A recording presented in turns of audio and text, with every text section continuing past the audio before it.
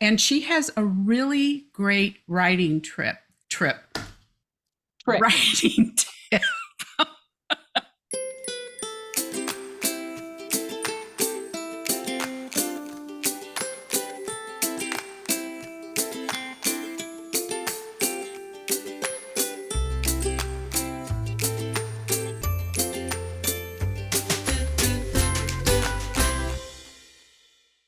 Hi, Terri Gillespie here, and welcome to Author, A2A with Terri.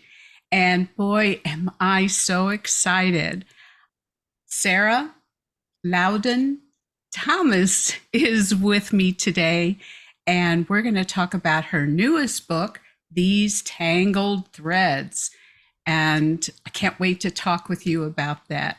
But before we do that, just need to do a little housekeeping and remind you to be sure and like, comment, share, and if you haven't already, subscribe.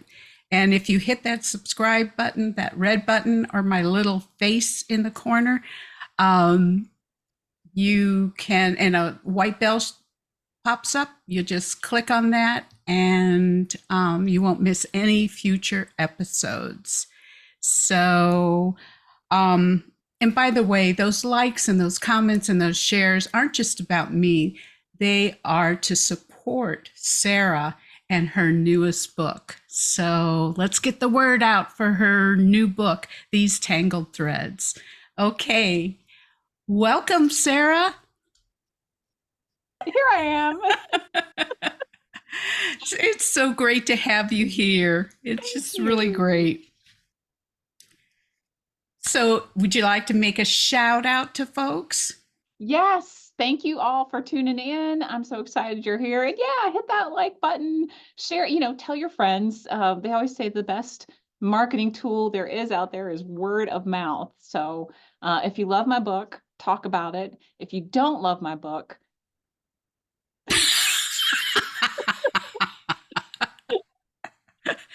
Well, who would that be? was, That's it, was, what I that, was would. that Barney Fife pick a lock? Okay, Sarah, as a successful author and director of Jan Karen's Mitford Museum, which happens to be close by.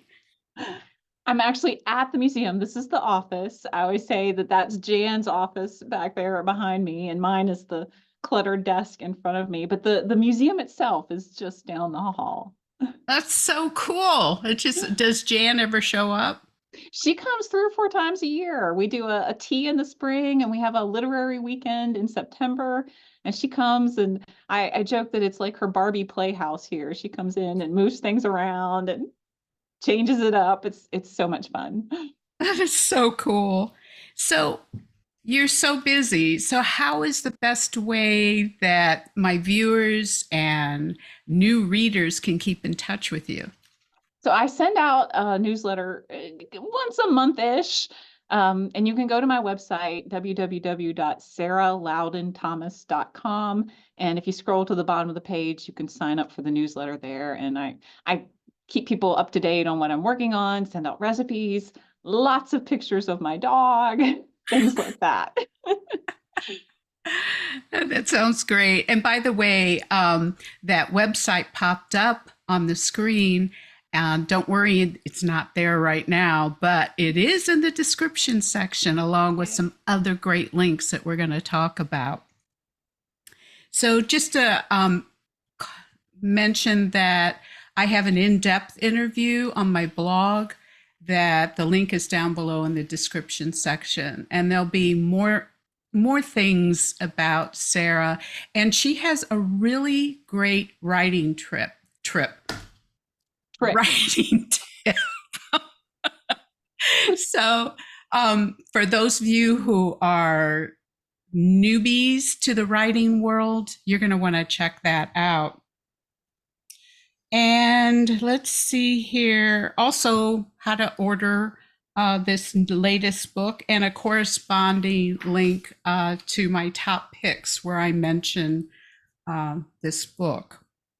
So, Sarah, this is the first book that I've ever read that you wrote. I mean, you've written lots of Yeah. books. So, and as I mentioned in my top picks for April, it won't be the last. Definitely, definitely Good. won't be the last.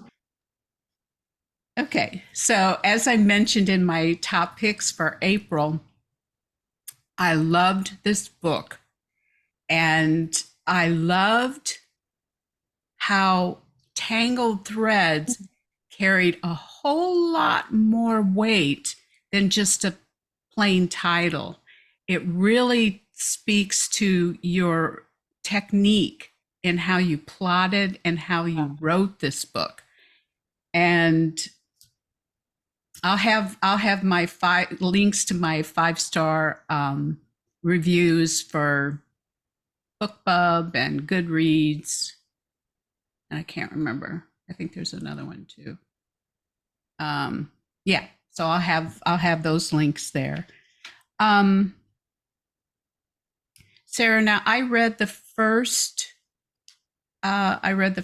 paragraph in the top picks, but I've had so many comments from my viewers saying, I just love it when the author reads their own story. In fact, one of them even said, I get goosebumps. So would you be willing to do that for us? I would love to. Um, and you mentioned the tangled threads and the way the story is written. My editor, when we were talking about this, he said, "Well, what if you wrote it out of chronological order?" It's not in chronological order. I mean, it ends up that way, but let me just say, you talk about writing tips. My tip to writers is don't do that. It's so hard. Because the just like their lives and the story are tangled a little bit. So you have to pay attention in the beginning to the timeline to keep track of the bouncing back and forth a little bit between three timelines that gradually tighten up and form what I hope is a beautiful pattern. But so the section I thought I would read, people are really enamored of Biltmore Estate. This book is tied to Biltmore Estate. It's focused on Biltmore Estate Industries, which was an outreach effort that the Vanderbilts had to young Appalachian kids to train them in woodworking and weaving.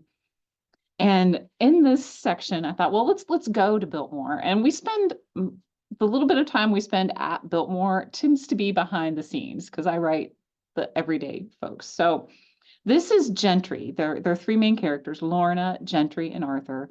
And Gentry is a young girl who's basically been abandoned by her family, dumped on her grandfather.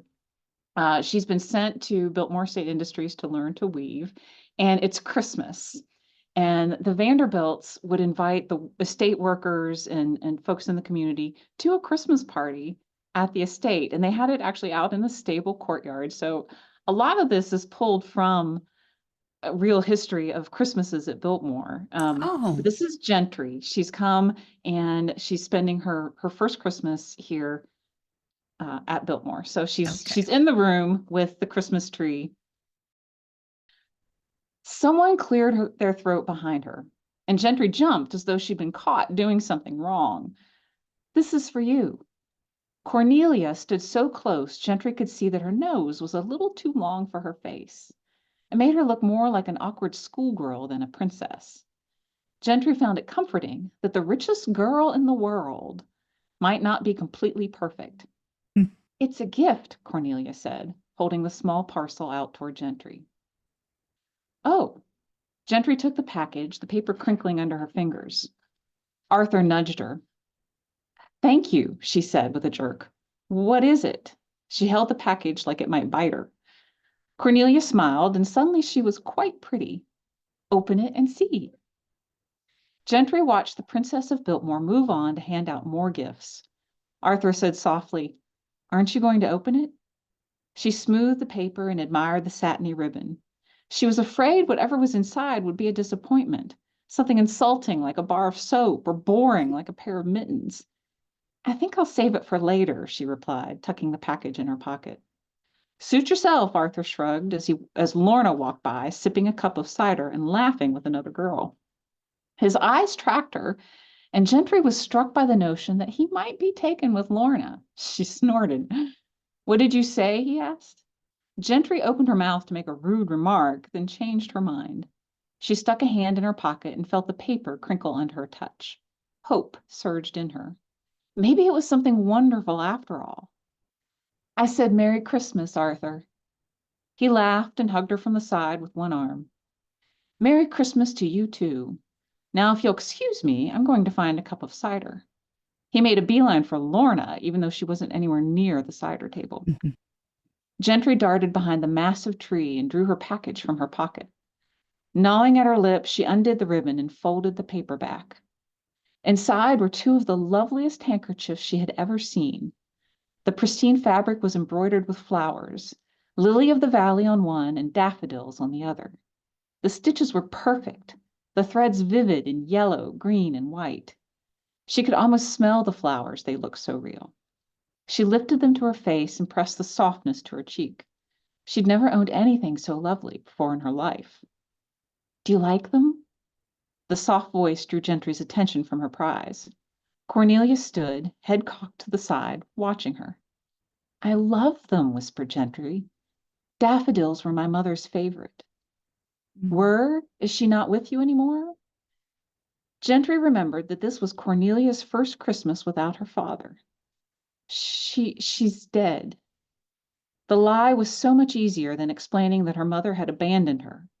And now that she was telling it for the second time, it came more easily. I'm sorry, Cornelia said. Gentry blinked back tears. And I'm sorry about your father. Cornelia ducked her head. As am I. And for just a moment, Gentry dared to think that maybe the princess of Biltmore Estate wasn't so very different from her after all. That is one of my favorite scenes, other than later on with the big reveal and everything. Yeah, that was one of my favorite scenes. And if we go back to how you use that technique of kind of the tangled plot timeline, it I really want to encourage readers because it's very different, and at first it might feel kind of uncomfortable because you're really not sure. You have to pay attention. You paying attention is important, but it's even more, I think it's good that we feel this way because it's talking about the choices that we make, the choices that are thrust upon us, and that discomfort that we have as we go from time period to time period. I just, once I got it, it's like, oh, this is brilliant. Well, the book is really, it's about childhood trauma. I know it's about three characters going through this, but each one of these characters, Gentry has been abandoned by her parents. One parent died. The other, her mother, she believes has abandoned her. She's been left with a grandfather who just neglected her completely. Lorna loses both of her parents. Both of them die, one in a very tragic scene that's in the book. And then Arthur was cast off by his parents. They had too many kids and they couldn't keep up with all their kids, and they just turned him over to the church and shipped him off. So all three of these people have experienced this childhood trauma, and they all deal with it very differently. Gentry is today she'd be ADHD. And Lorna, yeah, I got that. Yeah. Lorna is just very shut off and closed down. And Arthur has become the protector, and he's trying to save everyone. So what I was really trying to do was explore how these different people dealt with trauma differently. And I love what you said about feeling a little bit uncomfortable, because they're all dealing with deep discomfort that they're trying to fix and heal. And of course, we all know the only thing that can fix that kind of pain, and that's Jesus Christ. Amen. Amen. And I like how you you really took all three of them, even Arthur, who was the protector, and that was my father's name. Oh. That, yeah, I know, and I was a daddy's girl. So you really there's a journey for all three of them, and they're so uniquely different, and how Gentry, her response to things can be very, very off-putting, and Lorna's are more like typical and upright and Mhm. making a good impression, but who was the truthful of the two? So it's very Well, well and done. it's funny to me. A lot of people have said to me, first of all, I was surprised at how much people don't like Lorna in the beginning, Yeah. but warm up to her over time. And then women are flipping over Arthur. They're like, where do I get one like that? Yeah, he's great, and his own disabilities and how he works through that. It's just so well done, Sarah. Just really, really well done. And the end, perfect. Perfect. I don't always promise us a perfectly happy ending, but I always promise a satisfying right ending. I will never leave you hanging at the end of my books. Yeah, and I think that's a good description. It was extremely satisfying. Yes. Not all the loose ends, not all the threads No, there's were still some were dangling. tied up. Yeah, and in fact, having some of those sticking out a little bit is what makes that pattern so unique and beautiful. So very cool. So, what are you working on next? So next, it's chronological. Let me tell you that. It's again, it's Western North Carolina. There was a town, Hot Springs, North Carolina, which is a little further north and west of Asheville. And during World War One, it was an enemy alien camp for Germans. And these were not soldiers. These were people who Oh, were on ships in the United States, in U.S. waters, when war was declared in the 1917, 18, around there. And basically, the United States said, welcome, you're going to be staying with us for a while. And so there's a Fritz who is a young German man who's engaged to Hedda back in Germany, and he's one of these prisoners in an enemy alien encampment. The bulk of the book is set in the 1930s. She's lost track of Fritz. He was taken into this prison camp and he's disappeared. She sees a picture and she thinks she's found his grave.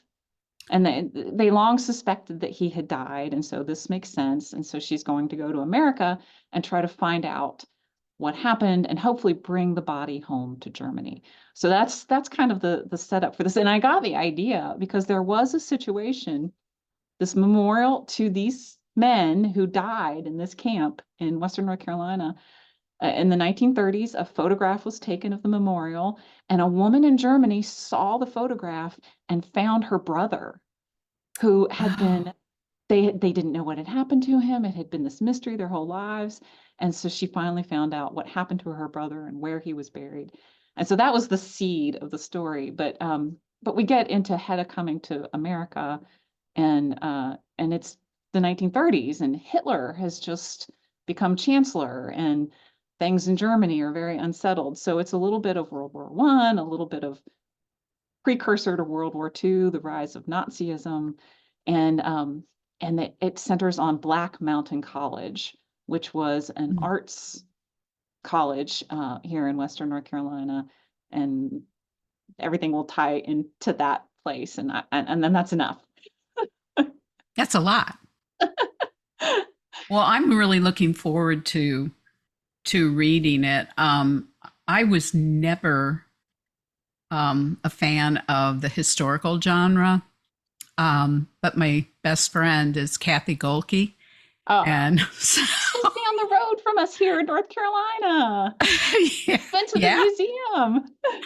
yeah. Oh, she would love that. But so, it was like, oh, well, I kind of have to. I mean, Yeah, she's my friend. And then it was like, oh man, I like it.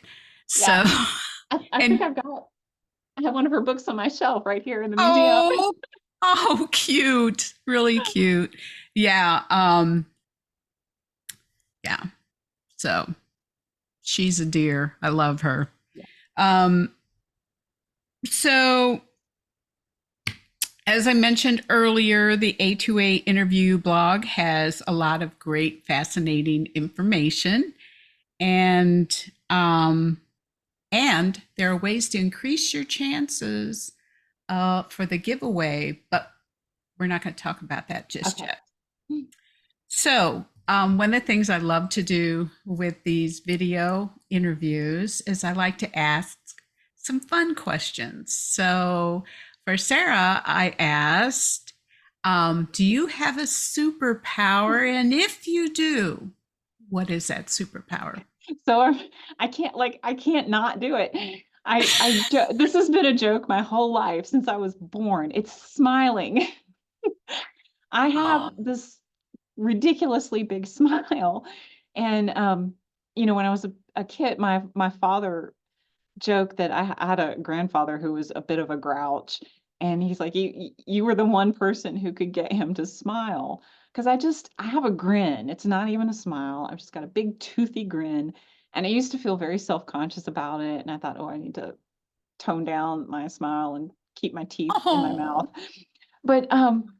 But I love to smile, and I love, like, going to the grocery store.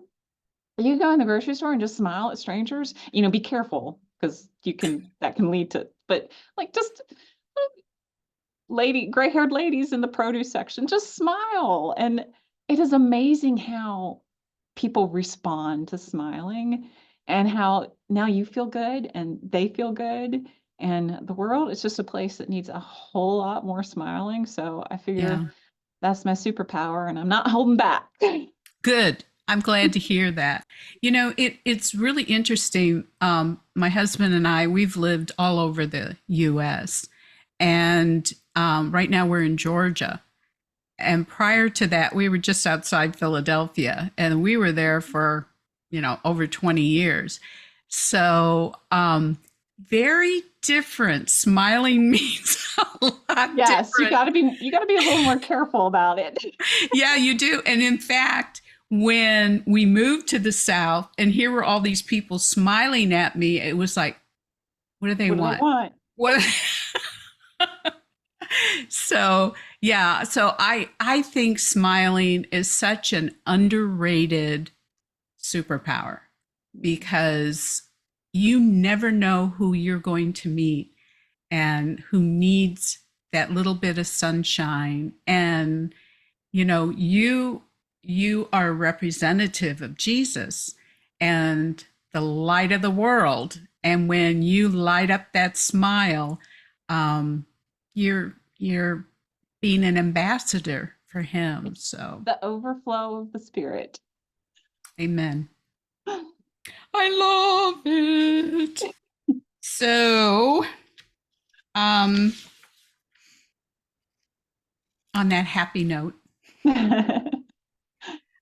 this month's giveaway, Sarah is, of course, the publisher is providing a complimentary copy for the winner of these Tangled Threads, but Sarah is including something else. What's that?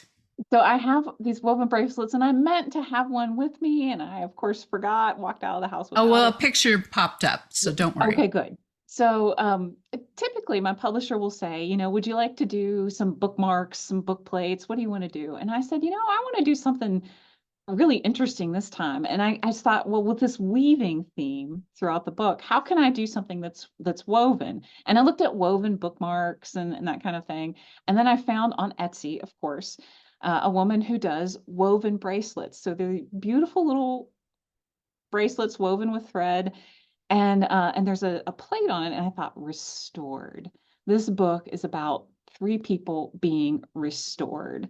So that's the word that we put on the bracelets, and I've been using those in some giveaways. And of course, I gave one to my mom, who wanted to know if she could wear it in the shower. I said, Mom, maybe not, Mom. But but I will include one of the restored bracelets with the signed copy of these Tangled Threads. Oh, that's wonderful. And, restoration is so important. And that is who Jesus is about. I mean, he was the one that helped us. His death and resurrection is what restored us to a relationship with his Father. I'm restored, you're restored. Anybody who wants to gets to be restored. And then it trickles down to our relationships and being able to have that mindset where it's not about us being right, it's about us trying to work toward restoration. So Maybe that's what I should have put, not right, but restored. yeah, That's pretty good.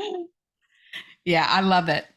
Love it. So, how many viewers out there would like not only a copy of this beautiful book that is just going to stick in your mind for a long time, but also this beautiful woven bracelet? Well, all you have to do is to like, comment, share, subscribe in on YouTube. And if you go over to the blog and you do the same thing, then you could get up to 6 entries for this giveaway. And believe me, I've had several winners who they had all 6 of those entries. So they were able to win some wonderful gifts. So now oh, by the way, if you're already a subscriber to the YouTube channel or you're already a subscriber to my newsletter, as long as you comment and like and share, then you get all 6 of those entries. So it's kind of nice. The drawing will be held on Friday, May 10th.